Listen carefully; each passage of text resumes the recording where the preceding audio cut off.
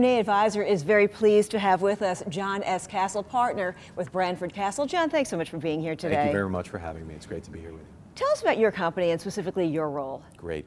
So I am the managing partner of Branford Castle. Branford Castle is a 30-year investor in lower middle market companies.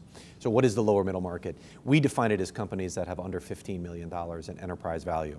Beyond that, we're looking for businesses that are leaders in their niche industries with some sort of proprietary competitive advantage.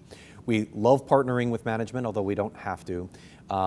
We think one of our advantages is the 30-year track record that we bring to these companies and the best practices that we can bring to these companies as well. And when we align ourselves with management, we typically see great outcomes. Two of the last three portfolio company CEOs that we have worked with have made between 30 to 45 times their rollover invested capital, which are great numbers. Which sectors do you work with primarily? So we are, in some respects, generalist investors. We don't say no necessarily to lots of different industries. We have a tendency to spend most of our time in the consumer goods and services, manufacturing and industrial areas, and transportation and logistics. But we don't oftentimes plot a course where we say we're going to look more closely at this investment sector or that investment sector. Oftentimes, given the deal flow that we have, we often wait for a business to kind of take us to an industry. 2017, of course, a crazy time with the election and everything else going on globally. Where would you say in 2017 the challenges were and the opportunities were? Well, look, I think across the board valuation has been a significant situation in our market. Somebody joked not long ago that 10 times is the new 7 times.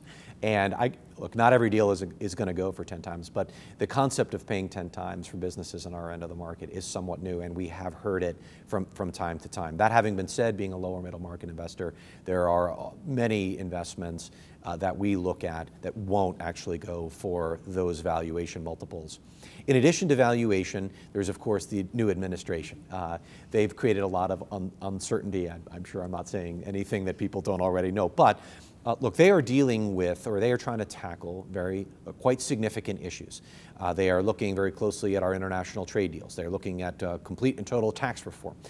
They've looked at repealing and replacing Obamacare. When you're talking about any of those three issues, and you're approaching the change in substantive ways, the way that the current administration is, it can mean a lot of uncertainty for a lot of different types of companies, and that has had an impact on the types of opportunities that we have been spending more time on this year.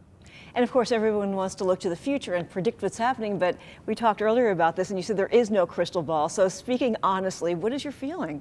Well, look, it's impossible to know what's going to happen in 2018. I feel comfortable that Branford Castle's business model is a business model that will succeed in just about any economic or regulatory or legislative environment. We've been using our investment criteria to make investments for 40 to 50 years. Looking for companies that are leaders in their niches with proprietary capabilities as an investment technique has survived most, if not all, investment climates. How has technology and the fourth industrial revolution really impacted financials and M&A deals across the board? I think that's a spectacular question. First of all, I define things in two different ways when we talk about technology. Number one, you talk about technologically enabled businesses.